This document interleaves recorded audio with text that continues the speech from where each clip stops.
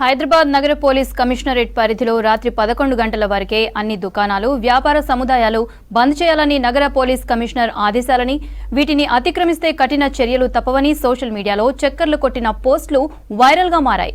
Metro నగరంలో అంత త్వరగా క్లోజ్ చేయటం ఎలా సాధ్యమంటూ కొందరు చేసిన విమర్శలు తెరపైకి వచ్చాయి. దీంతో సోషల్ మీడియా పోస్టుల గందరగోళంపై హైదరాబాద్ నగర పోలీసులు క్లారిటీ ఇచ్చారు.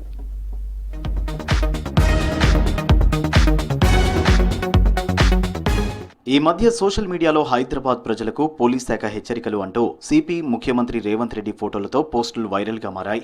సిటీలోని బహిరంగ ప్రదేశాల్లో మద్యం సేవించవద్దని, దుకాణాలు రాత్రి 11 గంటల్లోపే క్లోజ్ చేయాలని పోలీసులకు సీఎం రేవంత్ ఆదేశాలంటూ సోషల్ మీడియాలో పోస్టులు వైరల్ అయ్యాయి.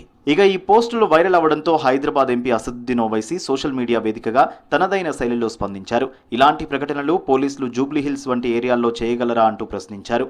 ఇరానీ చాయ్ హోటల్స్, పాన్ షాప్స్, ఇతర వ్యాపార సముదాయాలు రాత్రి 12 గంటల వరకు అనుమతి ఉండాలన్నారు. ఇప్పటికే ఆర్థిక వ్యవస్థ దెబ్బతిందని, పలు మెట్రో నగరాల్లో రాత్రి వ్యాపారాలకు అనుమతి ఉండగా వై నాట్ ఇన్ హైదరాబాద్ అంటూ సోషల్ మీడియా వేదికగా ప్రశ్నించారు ఎంపీ అసదుద్దీన్ ఓవైసీ.